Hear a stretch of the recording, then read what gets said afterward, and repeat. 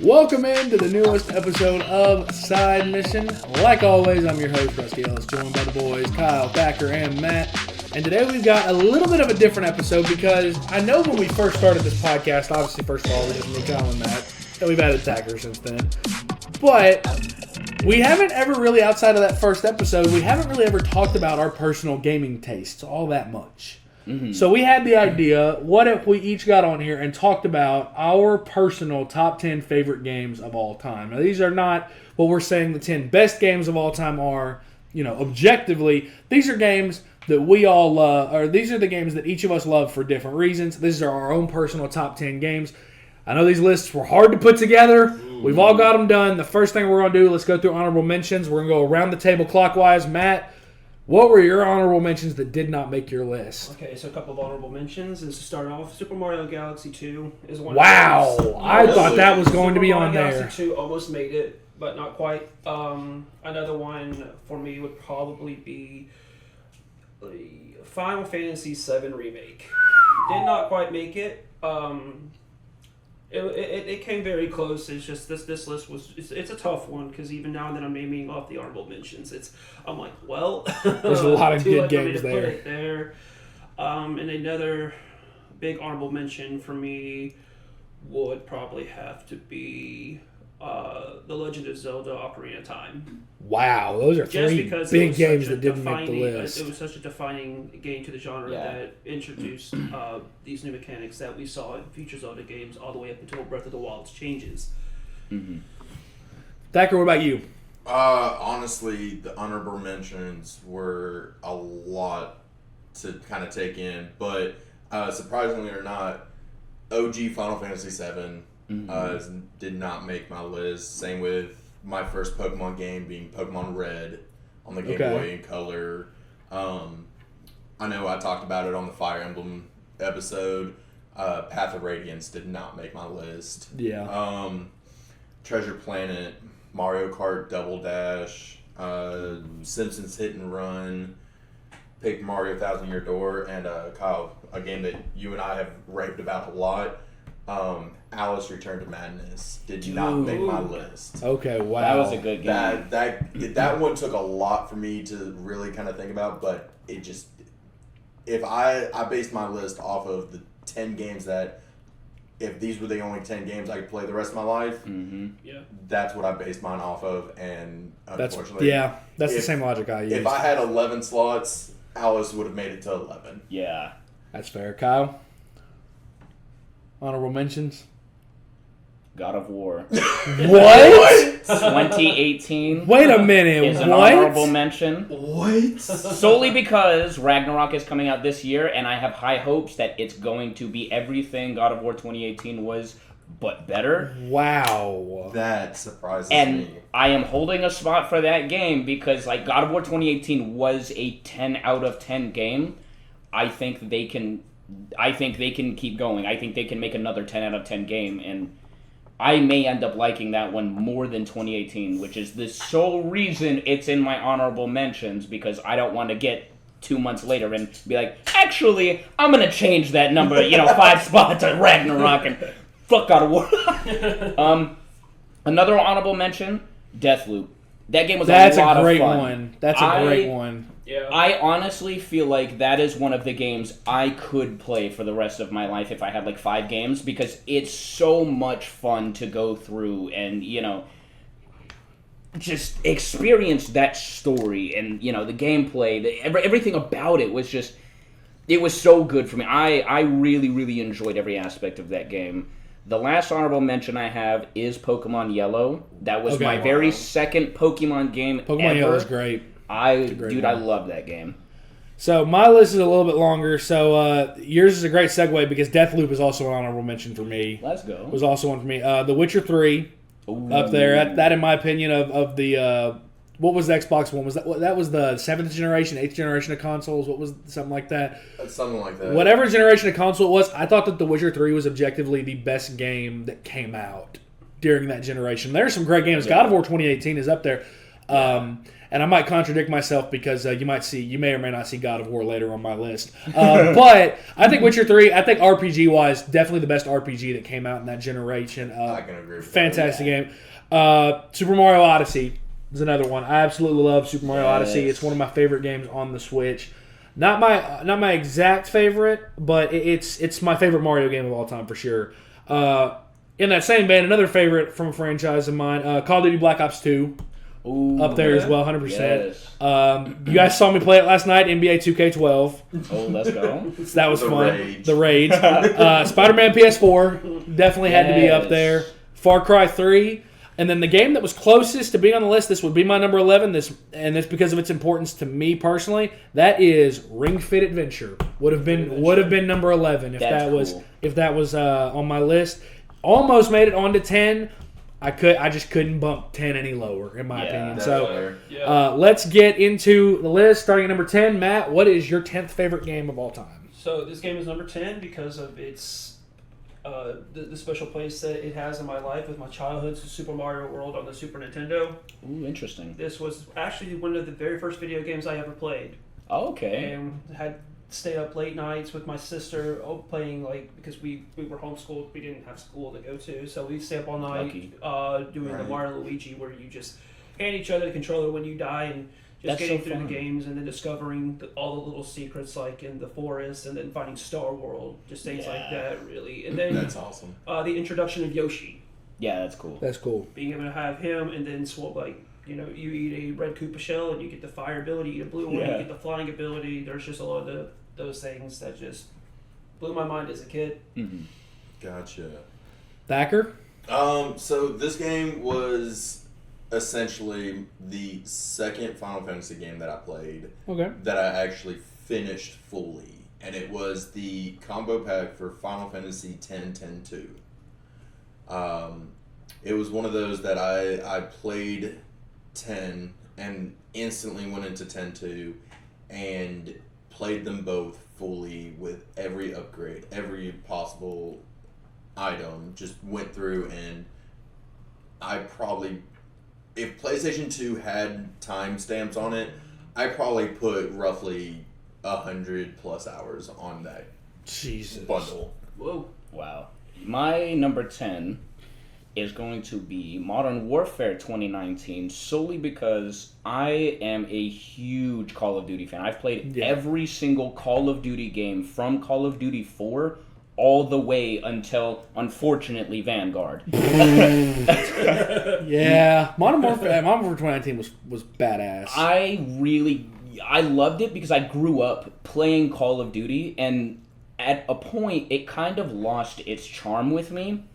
And Modern Warfare 2019 really brought me back into re-experiencing Call of Duty because there was just so much new stuff they added, new mechanics. Obviously, you know, the attachment system was improved upon tremendously. The campaign was so good. Like, it was so well put together in the way that it wasn't a reboot. It was just a retelling of some things, and some events were happening during the first game. I really, really loved Modern Warfare 2019, so much so that I grinded every single multiplayer gun camo to get Damascus, and I have probably, I think when I checked, I had over 30 days in that game of That's playtime.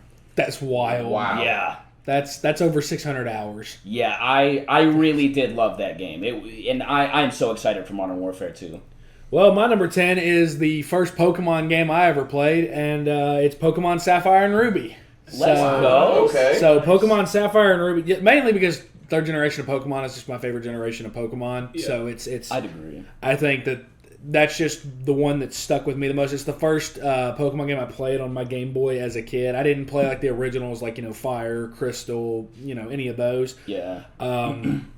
But I also remember because if there was a timestamp on it, I probably played 300-400 hours on it. Like, it was challenging. It made me think as a kid, and again, it's what grew my love for Pokemon into what it is now. So, on to number 9. So number 9 for me is actually one of a very special game that I played on the Wii. This was the first real game that I actually got to buy on the Wii, which was Metroid Prime 3 Corruption.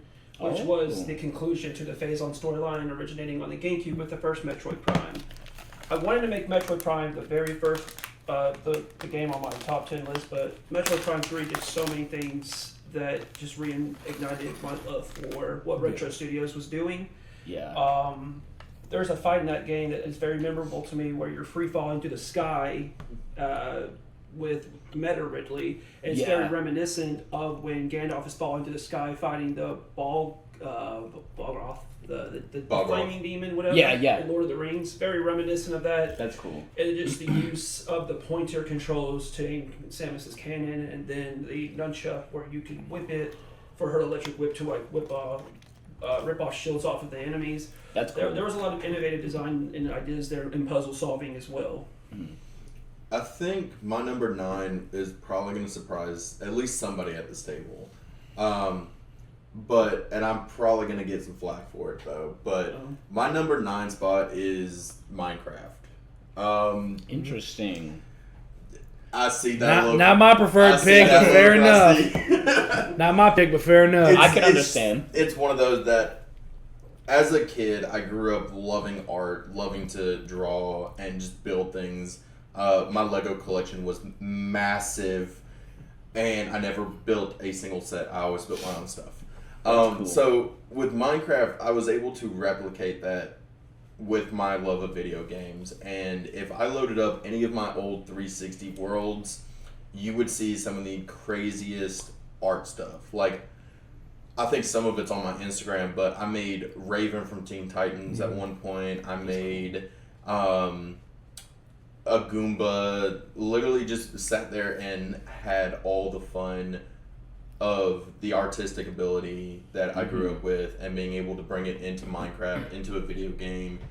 And even now to this day, you guys will never catch me because I will appear offline. So just know I'm offline, but I'm on Minecraft. It's literally just because that is the game that is probably my guilty pleasure. I would say my number 9 was actually on Thacker's honorable mentions. One of my favorite GameCube games ever. And my personal favorite Mario Kart, Mario Kart Double Dash, was so good. It was so much fun to have a second player on the back of your cart throwing the items while you are focusing on driving, and then you could switch. That was just so freaking cool and innovative at the time, because Mario Kart has always kind of had the same formula. Double Dash is where I think it really changed it up, and I wish they would bring it back, because having a second player on the back of your cart to just focus on targeting enemies is so much fun, especially for, maybe people who aren't necessarily as good at Mario Kart, because some people, are just unnaturally good, and some of us are just really good, and I am not that good at Mario Kart. Matt would probably whoop me at Mario Kart every time we played, but Baby Park, if we were playing Double Dash, one of us could drive, the other person could be focusing on items. It was so much fun as a kid. I played countless hours of it. Well, I'm a liar about one thing on my list, because I said this game would absolutely not be on here, and it is. It's here at number 9, and we just recorded an episode about its sequel, and that is Overwatch. That is my number 9. So I think that's mainly just because that's like the multiplayer game I've sunk the most hours in by far. I've over Xbox, PC, the beta, over all of it. I've put at this point probably about 500 hours into Overwatch. Dang. So that's nothing compared to like Matt, who's at like 2,200 hours. I don't even want to talk about it. But no, I love Overwatch. It may frustrate the hell out of me sometimes, and it frustrates the hell out of all of us sometimes. But I think it's one of the best multiplayer games of all time, and I thought about it, tried to find a way to keep it off the list, and I just couldn't. And I didn't think I could put it below Pokemon Sapphire and Ruby. So it came in at number 9. So Matt, number 8. All right, so number 8 for me. This was the first game I downloaded as a demo on my PlayStation 3 when I first got it. This was the first BioShock game. Now, this was originally on... That's a good one. This originally came out on the 360, and I had a hard time debating on which Bioshock I wanted to put on here. Now, Bioshock 2's campaign is not as good as Bioshock 1, but Bioshock 2 had the multiplayer, which I spent lots of time on. But it's going back to Bioshock 1 for me because I've never really played a story-driven narrative game before, and the story of Rapture and like just the culmination of everything that comes together by the time you get to the ending and you get the big twist.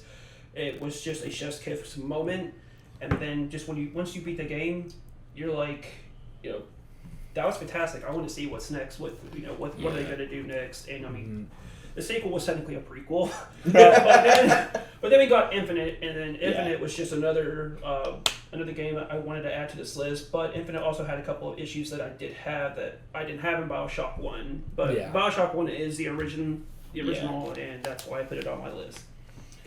I think number 8, for anyone who has listened to us long enough with me here, knows I enjoy my retro games. Yeah. And it's one of those that, especially coming from that multiplayer aspect, especially couch co-op, is one of those that I enjoyed. And that is the Nintendo 64's 007 GoldenEye.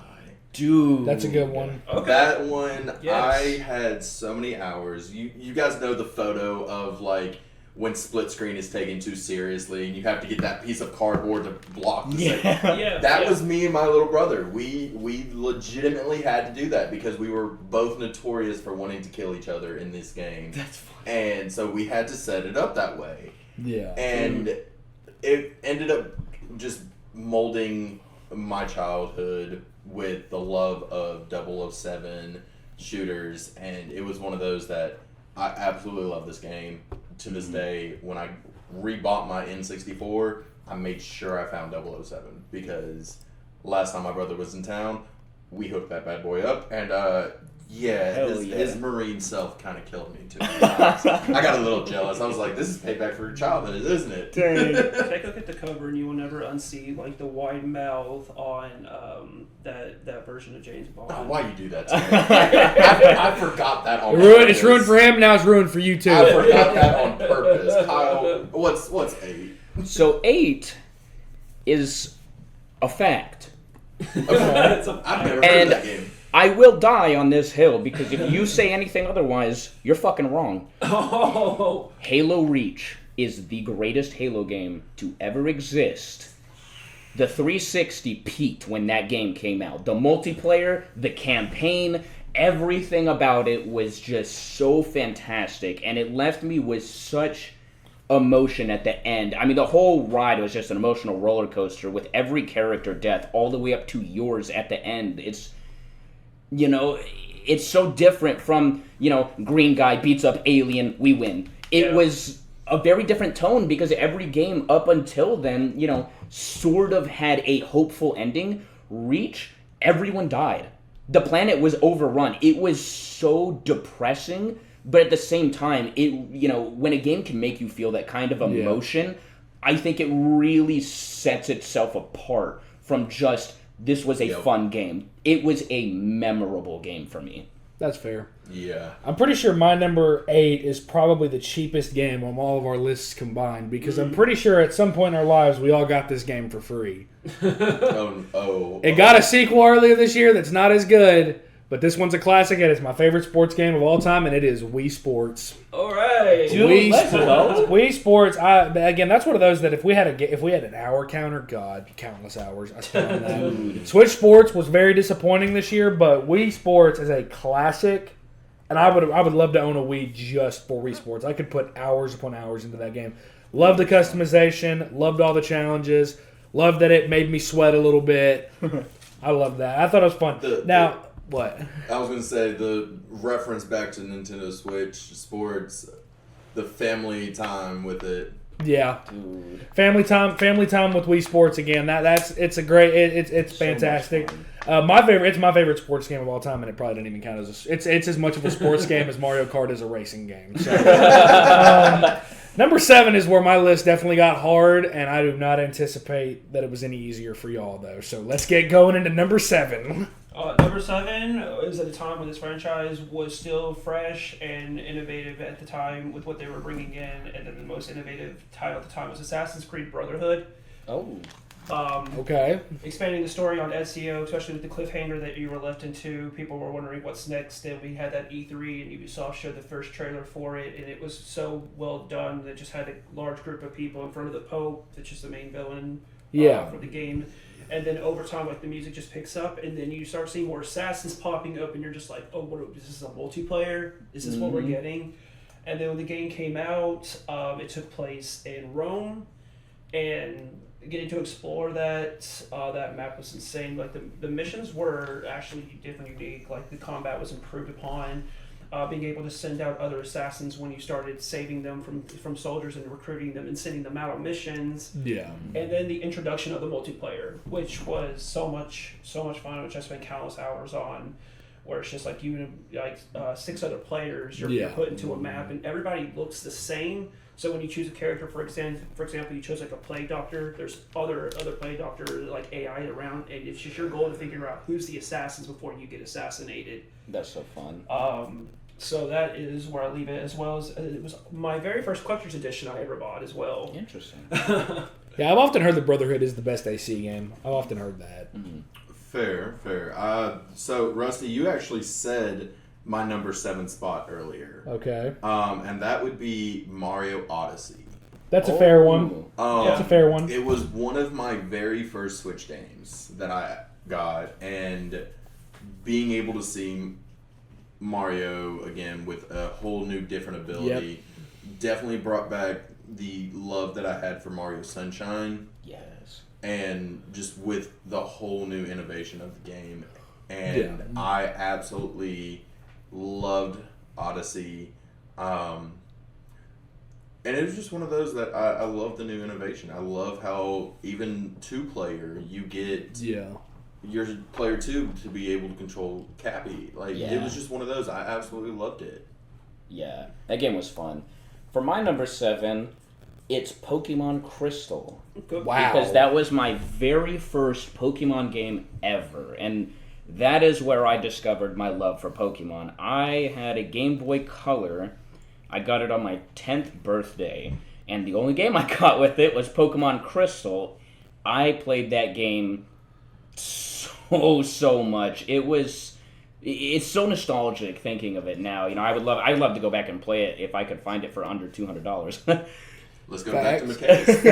Yeah, that game was so fun as a kid to experience Pokemon for the first time. I think everybody probably remembers their first Pokemon game like that. It's so nostalgic to think about it and to really see how it's changed. Looking at Sword and Shield and soon Scarlet and Violet, like this game used to be a whole different thing, and it's the same formula, but the gameplay has really changed so much. And sometimes I think it's fun to go back to when it was simpler, when it was just catch Pokemon, beat the gym leaders, and there was just something about that retro feel of the the Pokemon noises, the battle music. It was so classic. Yeah, I agree. It is criminal that this next game is this low on my list. Oh no. It's criminal that this game is this low on my list. I'm mad at myself. It's criminal that it is, but this is where my list got hard. So my number 7, and this is, like Kyle said, this is a fucking fact. You're wrong if you think otherwise. Because this is the best superhero game of all time, and that is Batman Arkham City. Yes. Batman Arkham City. That was my first Batman game. I remember that was the first Batman game because the Batman games don't have a very successful track record. Yeah. They don't have a very successful track record. Arkham Asylum was the first one in 2009 that really broke that streak, and it was a really good game at the time. It hasn't aged exactly all that well. Yeah. But Arkham City took everything Asylum did well, and it improved on everything. Improved on the combat, the gadgets, added more replayability. If there was a villain that you didn't see and that you were bummed about not seeing in Arkham Asylum, odds are they were in Arkham City. Yeah. Mr. Freeze, Mad Hatter, Azrael, a ton of Clayface, Bane, Joker, Penguin. They all come there. back. Two Faces there. You see just about everybody that you could imagine from the Batman comics in terms of like big name villains, they are there. And I think that story-wise also, the ending is one of my favorite video game endings of all time. Yes. It's criminal that it's only 7 on my list because for the longest time that was in the top 5. It is in the top 5 no longer. On to number 6. Number 6 is actually a franchise that started on the PlayStation 2, and one of the reasons why I wanted a PlayStation 2 to begin with, just based off of a TV commercial that had some anime characters running into some Disney characters. Oh no. It's Kingdom Hearts 2 for me. Boo. Because Kingdom Hearts 2 took everything from the base game, expanded on it, introducing dry forms, better combat styles with the more quick time events, and then improving on a lot of the Disney worlds and introducing better Disney worlds than the first game had. Whereas like on the Coliseum, you were just stuck at the Coliseum, but in the second game, you actually got to go to the Underworld. You actually got to meet another character from a previous Final Fantasy game that was long forgotten, which I didn't even know who he was when I met him. What? And the boss fights were definitely improved upon compared to the first game. This is right before the story started, just as the story was starting to go a little batshit crazy, introducing Organization 13. I know a lot of people are turned off by the fact that when you started the game, you started off as Roxas, and you're like, "Who is this dude? Like, why am I playing you? I want Sora." And then you eventually find Sora in the mansion, and then everything just goes crosses over. You meet Yen Sid. You get your new outfit with your new powers, and the story just kind of goes off from there, but it's just mostly from a gameplay perspective, and also the thousand number Heartless battle. Oh. I love that battle so much. It was definitely a memorable one in the Kingdom Hearts franchise. But number 6, and this is hands down the best one in this franchise, and it is a fact. And if you have to argue on this one, just understand your opinion matters. Unless you were this fucking wrong. Okay. Borderlands 2. Okay. Ooh. Good. I absolutely love the story, love the characters, love the enemies. It actually was a challenge, and Rusty, that was why in the Tiny Tina episode I asked you why. I've always felt like it's the hardest it's one of the hardest first-person shooters of all time, in my opinion. It was one of those that hearing you bring that up in that episode was like, yeah. It was hard. I loved that game. I loved it so much, and I will always go with 0 for that game. It does not matter. I love the sirens, but 0's my man on those. Oh yeah, my number 6 is Far Cry 4. Yeah, Wow. Far Cry 4 is That- fantastic. Far Cry 3 was a lot of fun, but what really did it for me was the co-op in Far Cry 4 was so damn fun to go around and just fuck with shit with your friends. Like, it was so chaotic and goofy, and I loved it so much. The story was fantastic. The gameplay was top-notch. I loved that game so much, and I feel like it does not get enough praise in the Far Cry franchise because I agree. everybody always thinks I of can 3, agree, yeah. and they're like, 3 is the best game. It was the best game when it was the only game that was, out on the 360. But now we have Far Cry 4 and 5 and 6 that have improved upon this co-op, and it all started with Far Cry 4. Because Far Cry 3's co-op was shit. It was it terrible. Trash. It was bad. Far Cry 4 really set know that it co-op had in stone, and It's not related to the campaign at all. Yeah, it's it's so bad. It's a completely different campaign. Oh. It's bad, dude. Yeah, but Far Cry 4 was I have a lot of really good memories with that game. Y'all ready for a shock? Oh no. Let's go. Oh no, the face. Y'all probably thought this was gonna be in like the top 3. Oh, the face. Ratchet and Clank Rift Apart. Dude! I struggled with not putting this in the top 5. I struggled. The games that are in the top 5, I've thought about moving them down. I tried moving one of them down, and it just didn't look right. I love Rift Apart. I've beaten it 10 times, obviously. I platinumed it. I love it. It's my first Ratchet and Clank game that I don't count that fucking movie game. Yeah, fuck I that don't game. count that shit. I'm just gonna call that the furry robot game. I'm not. It doesn't That game count. doesn't exist. That game's It's not okay. real. That game can't hurt you anymore. It sucks. You platinumed that one. Yeah. You platinumed that one. Whore. I'm just kidding. Terrible. But no, Ripped Apart, fantastic game. Love the story. It looked like it was created straight from like Pixar or something. It really did. Love the introduction of Rivet and Kit. Thought that they were two phenomenal characters. I thought Ratchet and Clank obviously were the two classic characters. Gameplay was a lot of fun. Obviously, I've beaten it 10 times, so it has to be a little bit of You got fun. the autograph. I've got a signed Rivet print from Jennifer Hale, who is one of my favorite voice actors of all time. So Ripped Apart was very close to being in the top 5. Narrowly missed it. It and number 5 were neck and neck. But I just... Ripped Apart, it's also been just a little bit longer of a gap since I've played that game compared to my number 5. Yeah. That's a little bit of a hint. But we are now into the top 5. What's been the biggest shock so far? Oh man, biggest shock. I didn't expect Brotherhood on yours. I really didn't. I didn't expect Brotherhood. I did not expect Reach to be that low on yours. Yeah. I thought Reach would be higher. I thought it would be higher. Yeah, dude, Reach was... That was a lot. It I was was very surprised- hard getting I in the was top surprised. 5. I love Double Dash being on yours. Yes. Like, that That's what I was was gonna that was say. a I hard didn't one for expect me to Double put Dash on to be on mine. it. It was so much fun. Yeah.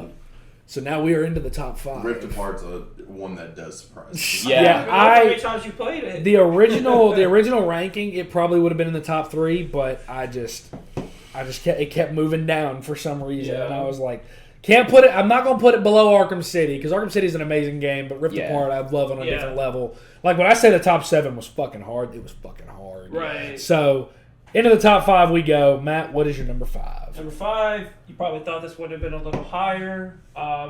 Mario Odyssey is number 5 for me. Oh, okay. I didn't expect it to be on the list. It is Period. one- To be It honest. is one of the most standout Mario platforms thought I'd be the I only one with it. have ever played. Going from playing all of the 2D games all the way up to 3D games, and Mario Odyssey is just such a standout for me, especially when we got the first reveal for the Switch. Everybody saw Mario. We didn't know what it was at first, Yeah. and then we had to wait till January's event, and then they showed us Odyssey. They showed us New Donk City, Dude. and and then there was the E3 right before the game was coming out in that holiday quarter, and Mario threw his hat on a T-Rex, and you got to control it. Mario threw his hat on a Goomba, on a Bullet Bill, on anything, and you Chain Chomp. controlled it. A chain And for- chomp, yeah. And for those who beat the game, tell me how incredible it was that Mario took over Bowser in that whole little segment. Okay, and you yeah, that had was to make cool. it That was back cool. up from the core of the moon to the top. Yeah. And it had that quirky little Japanese music playing or whatever. That was cool. It was That was a pretty lot of cool. fun. It stood out, and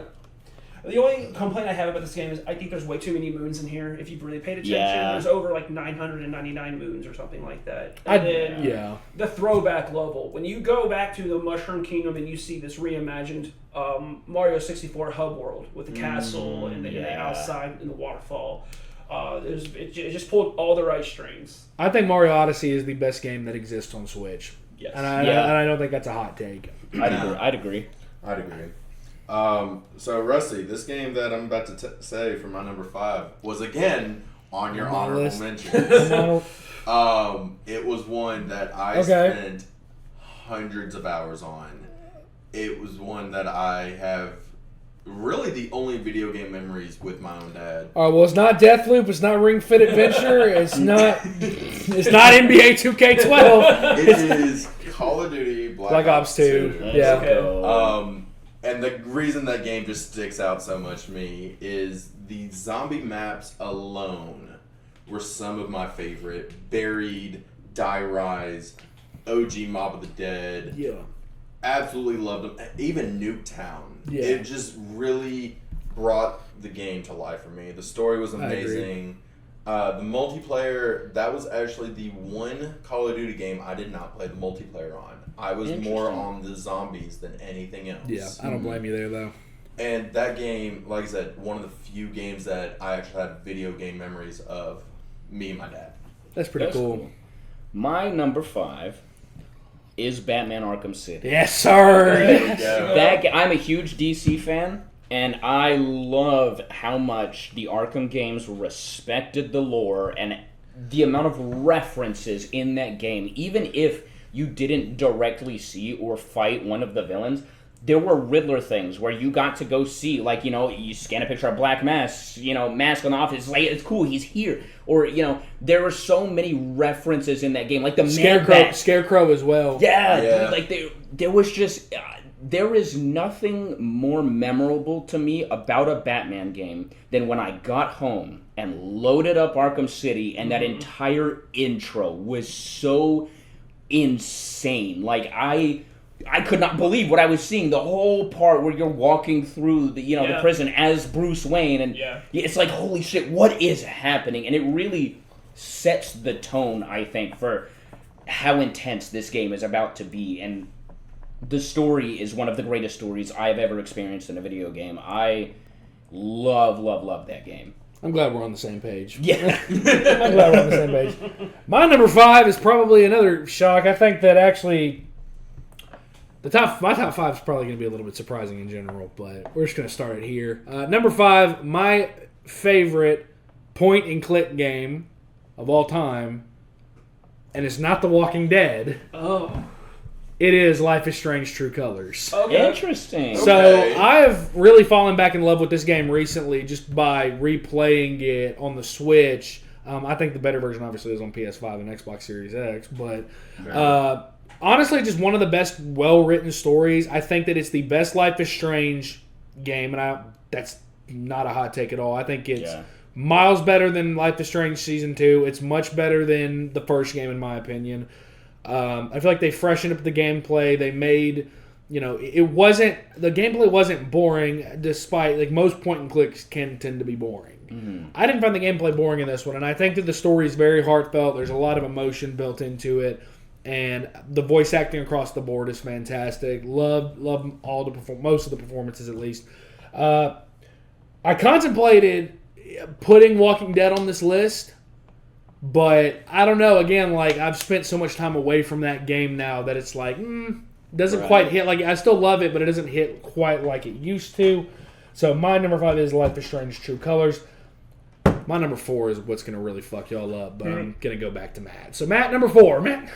Okay, so number 4, this is another game that I had on the PlayStation 3. I feel like at some point, us as gamers have thought about what it must be like to make video games.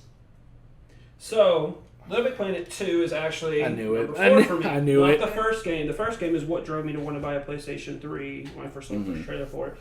Little Big Planet 2 took everything that the first one did and just, did it so much better as far as, like, I've always wanted to make levels. When the developers were like, in this trailers, you see everything that we've made here in the campaign, you can make this. And then it just drove you to want to make levels, like from being able to customize, like, make stairs, make elevators. I made a Ferris wheel underwater one time. That's funny. It wasn't good looking. It was very average. I really never got down Very to mid. good levels. But like Mid plus ratio plus L. Plus maiden list. Touch great. Sackboy was being held to be PlayStation's mascot because of the fact that there were so many different characters that nobody could choose one. But Sackboy could be any PlayStation mascot with his skins. Yeah. And that's why a lot of people That's fair. I think Sackboy, is a great representation of what PlayStation is, whereas Mario, Nintendo leads on Mario as their mascot. Xbox leads on, Halo. I guess you want to say Master Chief. Yeah. But PlayStation has so many different characters that stick out that aren't so driven to be in the forefront. That's why I was like, I love the fact that you could have a Ratchet and Clank skin. You could have even a game like Shadow of the Colossus. There were skins for them as well. It's just a great representation of PlayStation altogether, and the campaign was incredible. Like, I had so much fun. Like, so the puzzles were really well made. The levels were really well made. The music was fantastic, and it was just so much fun to the end. Especially multiplayer was a lot of fun as well. Mm-hmm. Getting 4 people playing together, very chaotic. You just be slapping each other most of the time anyway. Yeah, that's number 4 for me. So this was another retro game on my list. No. Oh, stop it! I love my retros, but if we do not get another one of these games, I would be happy. It's Duck Hunt, isn't it? Duck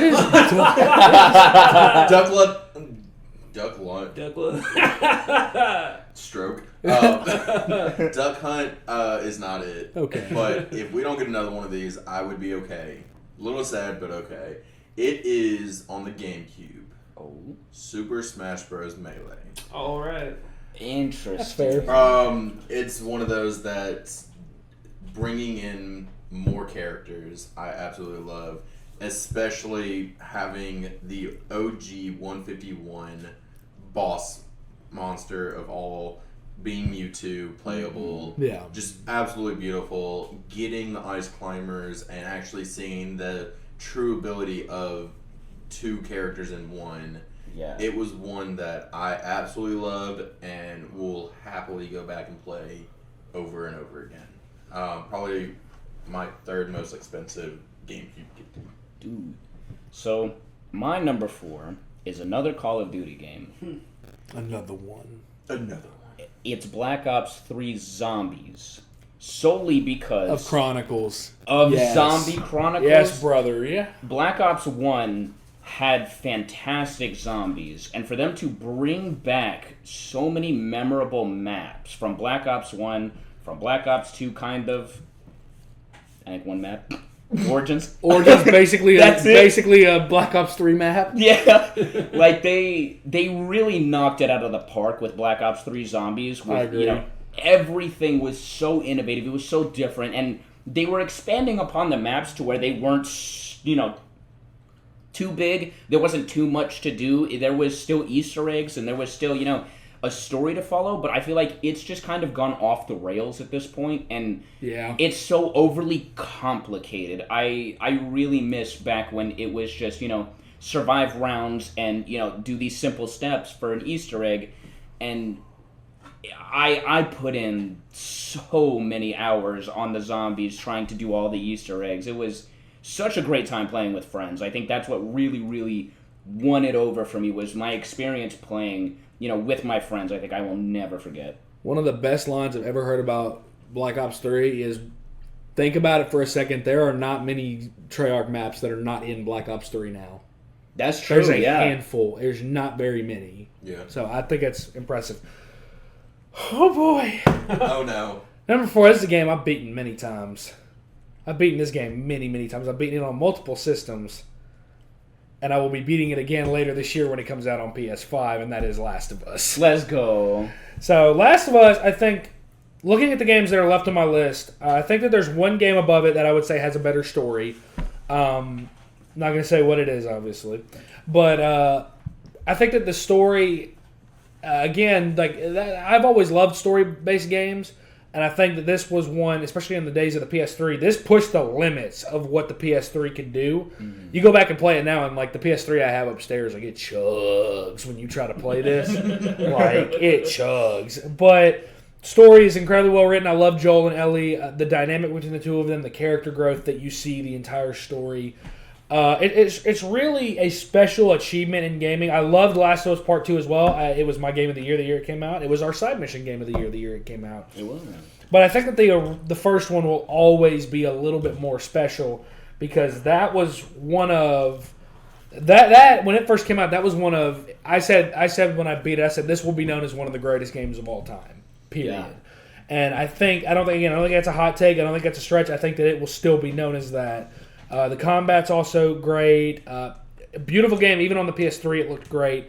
Looks even better on the PS4 and the remastered version, and I can't wait to see what the PS5 version looks like when we get it in September. But Last of Us is my number 4. Matt? Do you think that when Part 1 comes out, it will overtake the remaster? Or do you think your nostalgia factor will still I think the original will still be a little bit higher, but I think that depending on what all they've added or remade, I could very well see it where I've slipped Last of Us Part 1 into here instead of just Last of Us remastered. Interesting. So, okay. I feel that. That's a good question though. Matt, top 3. Top 3, go back. Here we go. What's your number 3? Scary time. This is scary. This is scary hours because there's some games feelings that are about to get hurt. Oh yeah. Top 3 going into it, just a little older game back on the Super Nintendo. This was the culmination of 2D platforming perfection was Rare's Donkey Kong Country 2. Oh. This was the perfect balance of newcomers and more hardcore gamers, because Donkey Kong Country is not known for being easy. It's a very difficult series, and this game introduced Dixie Kong. Like there's a lot of controversy because Donkey Kong was pushed to the sidelines in a game called Donkey Kong Country. But Dixie was such a fantastic introduction, as long as how we got Diddy in the first game with her hair being able to twirl around like a helicopter, which definitely helped the platforming. But the music was like one of the most standout things for me. And to this day, I'll still go on YouTube and pull out playlists from this game's like soundtrack. Like it's just very ambient music. The level design's amazing. With the introduction to animal buddies like the spider Squitter, who like you shoot out spider webs to make your platforms as you're trying to get through the level. And there's just so many new innovative ideas with it, and it's such a stick out to me, especially from my childhood.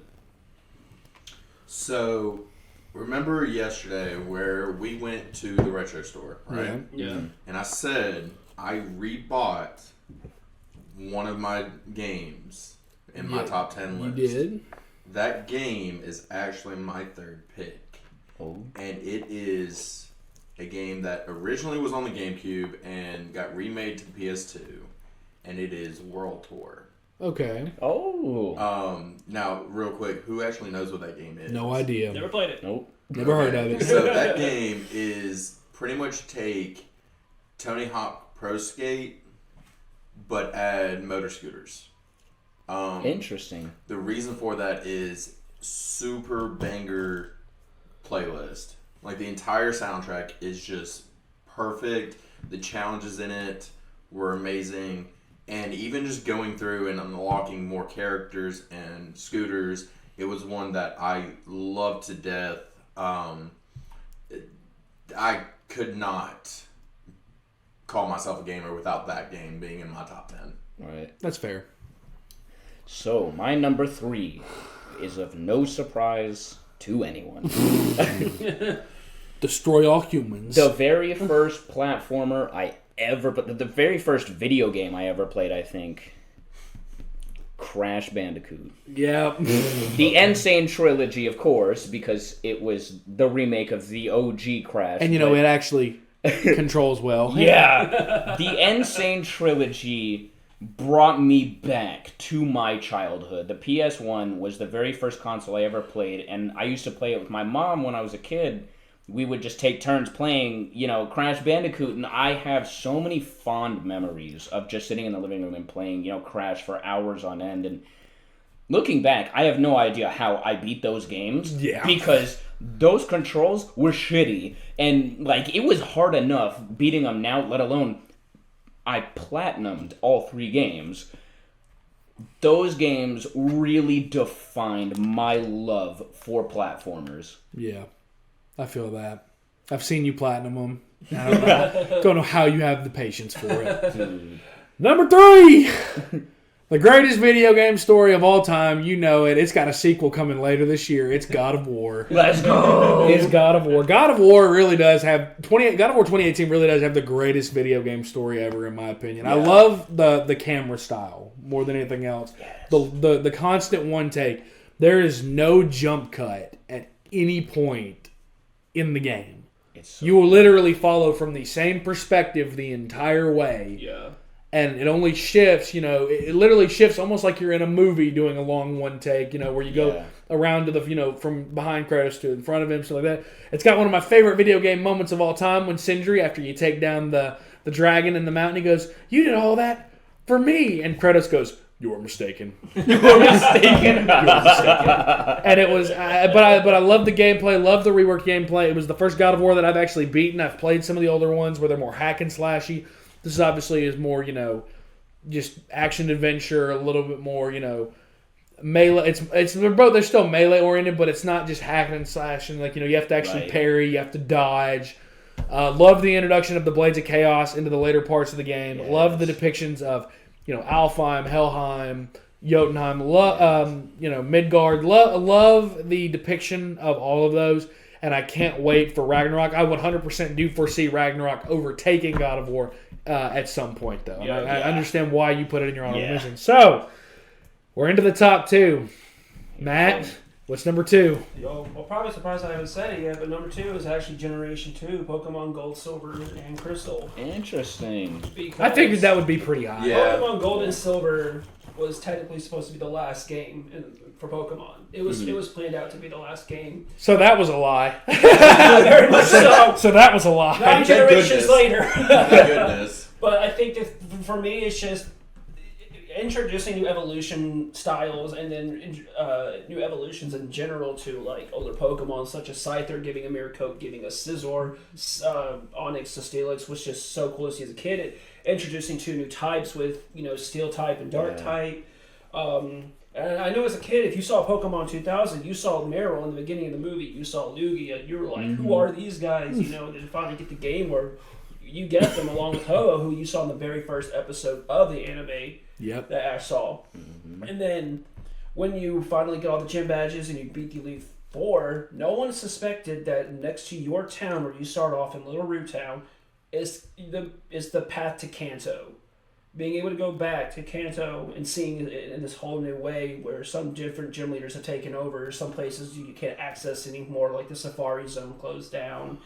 The Poison gym leader, Koga's daughter, taking over as the gym leader there because he became one of the Elite Four members. Yeah. And then all of it coming together, and this is why I definitely think it was meant to be the last one, is when you climb Mount Silver and you reach to the very top, and there he is. There's Red. Yeah. The main protagonist from the first game. And you battle him, and he's hard.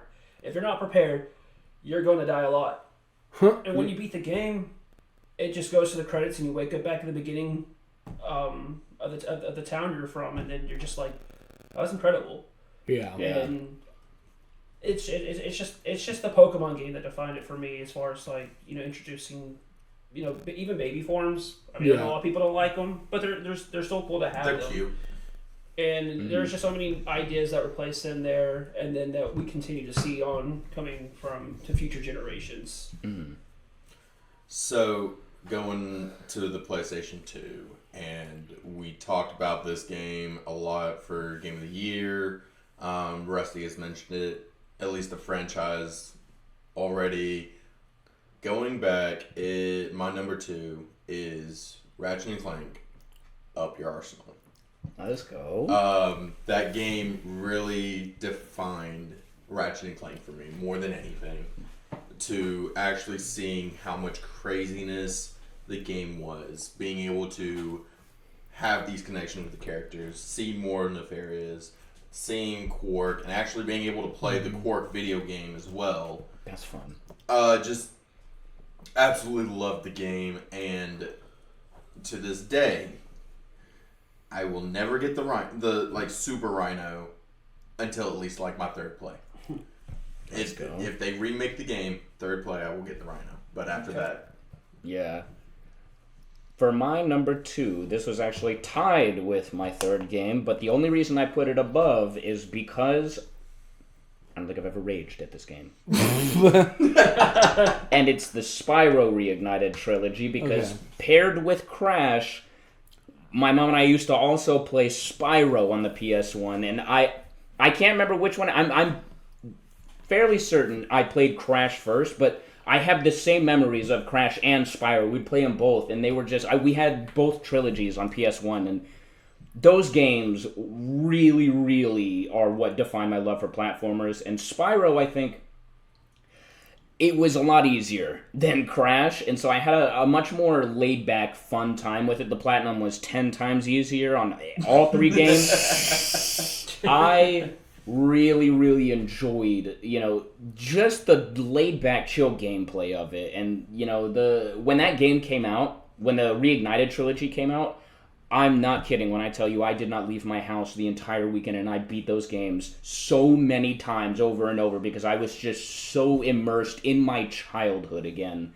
Playing one of the very first games I ever played, remade on, the Xbox One and the PS4, was so, fulfilling to me. Oh, boy. uh-oh. So, Matt. Yeah. You remember when I told you I wanted to get a PS4 on Black Friday? I told you there was one game that I wanted to get above everything else. Yeah. And that game has been number 1 for so long. Yeah. Is not anymore.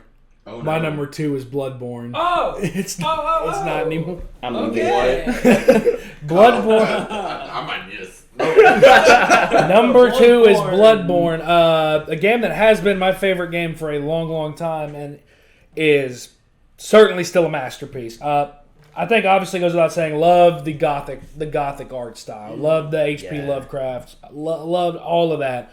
The trick weapons are one of the best parts about it. It's one of the best things From Software has ever come up with, is the weapons from Bloodborne. Yes. The bosses, some of the best in the entire Souls lore history. Fantastic. You're playing with your beard. That's kind of funny. That's kind of funny. But there's no way for me to tie that in. But fair enough, my character did have a beard. But no, I also love like the background lore to Bloodborne. It's some of the best in all of gaming. And I think that if you own a PS4 or a PS5, you need to play Bloodborne because it is a game. It gives you that rewarding feeling that all Souls games do. It's also not overbearingly difficult. It's not soul-crushingly difficult. It's got challenges in it. It's very hard, but it's not like Dark Souls 1 levels of hard. Easy enough, even Thacker can do it. Bloodborne's probably my favorite Souls game because you get a gun. Yeah, that's fair. That's fair. You get a gun. It sucks. It does suck, but I mean, you get a gun. Can I just say that I played the entirety of Bloodborne my first playthrough without knowing how to, what was it? How to parry? Without how to parry. I can't believe I you don't beat know. that game. He without saw me parrying. do it in my first playthrough and said, What is that? "What was that? What did you do? He cheated." But it's not number 1. It's not my number 1. Is so fucking obvious now. Number 1 is so fucking obvious now. Now, what's your number 1?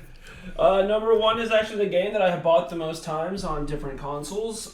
You keep trading it in? Damn. I own it on Xbox, I used to own it on PlayStation 2, and I own it on Switch. Now, this was kind of a weird one because I don't know exactly how many of y'all played this, but Okami is number 1. Okami. Wow. Okami is number 1 Okay. because of the fact that this was the first time I've ever seen such an art style introduced. I remember when this was revealed a long time ago, I was watching X Play, and they showed a trailer for it, and it's just this whole entire world completely done in a watercolor, paintbrush style. The main character is this wolf based off of, Japanese gods, the sun god. Yeah. And the story is incredible. The music is something that's to this day still stuck in my head. And just when you think that the game's fixed to end, it just goes on so much longer. And being able, when you're in combat or even outside of combat, being able to pull up the celestial brush, draw the designs of what you're doing. So if you want to draw the bomb, you just draw the circle with the slash coming out. That's Draw cool. a slash That's to do an pretty cool. attack. You can do this kind of like twirl thing for wind, and if it's storming outside and you catch lightning, you can freeze the screen and pull up the brush and then draw lightning straight down to attack down and hit an enemy. That's And cool. there was just so many amazing ideas put in that game. Plus, a lot of the story in the game is Japanese folklore. If you know what Kaguya and the bamboo cutter is, or the fish who swallowed the moon. There's just so many different ones that are in there that just stick out to me. And Okami, I wish it sold better. It unfortunately was a very underrated game. Review wise, it was loved, beloved, but sales wise, it did not sell. They had to try and put as many consoles as they can. Yeah. And eventually, I feel like it has found that little niche that it's going to keep. I don't think we'll ever get a sequel to it or anything like that, but that's perfectly fine. That surprised me. That does. That was really surprising. Actually. Especially because I pointed that out to you yesterday, and I expected you with now knowing that to you at least pick it up. Yeah, I saw it and I was like, I don't have a PlayStation 2 anymore. I don't know if I ever play it. But your roommate does, who will let I you know play you it. do. I know you do. All right, Thacker, what's your number 1? So what game have I not spoken of at all so far? Like the game. Halo. I definitely said Halo. Is it is it retro? Ride to Hell Retribution. I hate all of you. I hate all of you. Brink! I hate all of you. It's Mirror's Edge. Pro Skater. Stop it. Cyberpunk! I hate you all. I quit. No. So my number 1 game I have the tattoo for. I love this game to death. It is actually. Quit looking at my butt. Tattoos. Demon Slayer! I hate my life. Here we go. I know what it Kill is me. now. He saw the tattoo. I know what it is now. What is it? It is the Kingdom Hearts 2.5 mix. Okay. What's to look for? You just don't like the game. You're right. I don't know what You to just don't do. like the game. That's fair though. It's not for everyone. I absolutely love the games, but going through and actually choosing one game that I would go back and play every single day of my life would be the 2.5 mix, and that is simply just because you've got Kingdom Hearts 2 Final Mix on it. You've got Birth by Sleep, to where you actually see the beginnings. Who comes of, up with these names? What the I know. fuck is Dude, that? it did Who over comes- 2 days. That's an actual name. Who comes Yes, up yes. with this You shit? get but like I said, you get 2 Final Mix, you get Birth by Sleep Final Mix, and you get the Recoded. Like, it was. Yeah. That's cool. I wasn't gonna say anything. I promise. I was thinking about something else. But it's one of those. I absolutely love those 3 games, and actually having them all in Yeah. the 2.5 mix, it was one that I picked up instantly, and I'm glad I did because, fun fact, my original PlayStation 2 copy of Kingdom Hearts 2, I bought it from GameStop, RIP, and it was new, but they sold it to us pre-owned, so I was like, oh cool, we saved money. Come to find out, it was actually really badly scratched up because the case holder for it had broken. So when you shake it, you actually hear it like going all over Oh the place. no! And I couldn't get a ride back out to return it and get a new one. Dang. So unfortunately, I never got to experience the true ending of the game until years later with the 2.5 mix. Mm-hmm. So, it's one of those, I absolutely love it. Yeah. Quit hating on my favorite game, Rusty. I see the looks. Quit hating on my favorite That's, game. So much like Kingdom Hearts. My number That's one. a choice. That's a choice. My number one is a GameCube game, and it is Oh. Legend of Zelda: Wind Waker. I knew it. Ah. I knew It it. is. I was going to say, you haven't such- talked about Yeah. Zelda that often. It's Oh. the only Zelda game actually on my top 10 list because it stands out so much so from the other games to me because of the art style. Toon Link was so new and unique to Wind Waker because you kind of had Young Link and Ocarina of Time, but it was still Yeah. going for that more realistic art style. Yeah, unfortunately, it was just, the N64, there was only so much you could do, but on the GameCube, they went for a cartoony art style, and it worked so well. I absolutely love the fact that you got to explore different islands, and even when you've been to an island, you've done everything on there, you can get an ability, come back, and there's still more stuff to do because maybe there's a rock that you need to, lift up that's too, heavy to bomb, or maybe, there's a cliff that you can't reach that you need the leaf glider for. There's just so many things that had me going back to the game to replay it and to re-experience. And also, it was the very first game I ever played a New Game Plus playthrough on. That's pretty cool. I had never played. I every time I beat a game, it was always just go back and replay the game.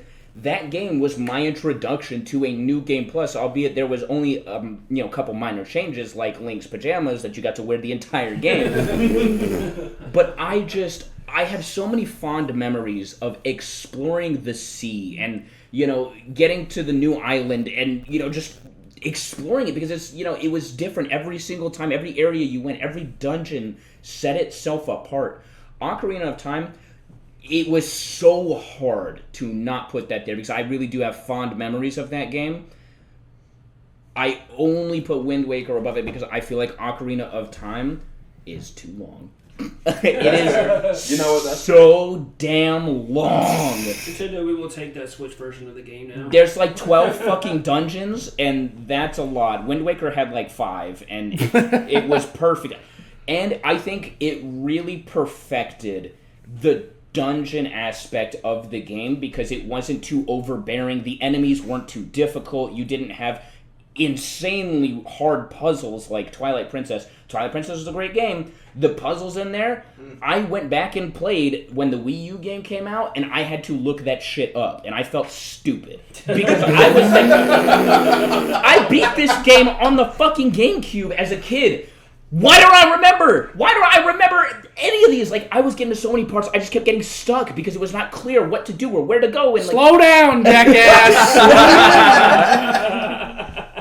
The Wind Waker was, it was just, the puzzles were the right amount of complicated to where, as a young child, I was able to complete them without, struggling for hours on end, because nobody enjoys staying in a puzzle section just unable to figure it out. If it's a combat section, I think it's a little bit different, like Dark Souls games, where you can go back and, there's different ways you can approach the boss, but on a puzzle, how many different ways can you really approach it when there's only one specific way to solve it? I think that with the way that Wind Waker played, everything was, just the right amount of mystique where, you kind of have to figure it out, but also, if you really paid attention, it was kind of obvious what you were supposed to do once you really, spent like 5 or 10 minutes looking around.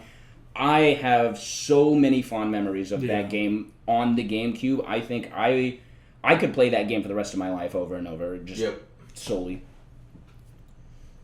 Oh no. This shit is so obvious. This shit. Alright, my number 1 is Rise, Son of Rome. Fuck no, it's not. Guys, good episode. It's time to go. Fuck no, it's not. That's the worst game of all time. First, barely in front of Kingdom Hearts 3. No, my number 1, again, this is obvious from a mile fucking away. My number 1's Elden Ring. Let's go. My number 1's Elden Ring. Elden Ring surpassed Bloodborne pretty early on in my playtime with it. I would say by the end of my second playthrough, it had surpassed it. The fact that I platinumed it is another reason why I put it above. Honestly, I love Bloodborne. I ain't platinuming that. I ain't got the patience for that. Thank you, Chalice Dungeons. So I'm not doing that. But, Elden Ring is a fantastic game. I think it's the most accessible From Software game. It's open to any kind of newcomer. You don't have to play the other games to have any experience going into this one. It helps, sure, gameplay-wise. Loved the open world. Loved most of the bosses. Some of the bosses were frustrating as hell. But that's all From Software games, if we're being honest. But I genuinely think that Elden Ring is probably one of the most hyped up games that I've seen in my life. And it not only met that hype and it exceeded every expectation imaginable. So much so that it made game developers at Guerrilla salty as hell because it made people forget about Horizon Forbidden West. Dang. And I'm sorry. Just say good job and move the fuck on, Guerrilla. But I think Elden Ring is I think it will go down as one of the greatest games of all time. It has become my favorite game of all time. Especially for From Software. Yeah. Congrats on selling almost 10 million copies. Yeah, 10 million copies for a From Software game is impressive. So, but those are our personal top 10s. Be sure to let ours know whenever you hear. Let us know. You can do it on Facebook, on Twitter, or on TikTok. But let us know what yours are. Let us know what you think of ours. That has been the end. That'll be the end of this episode of Side Mission. That has been our top 10 for the boys, for Thacker, for Matt, for Kyle. I'm Rusty Ellis. Thank you for listening.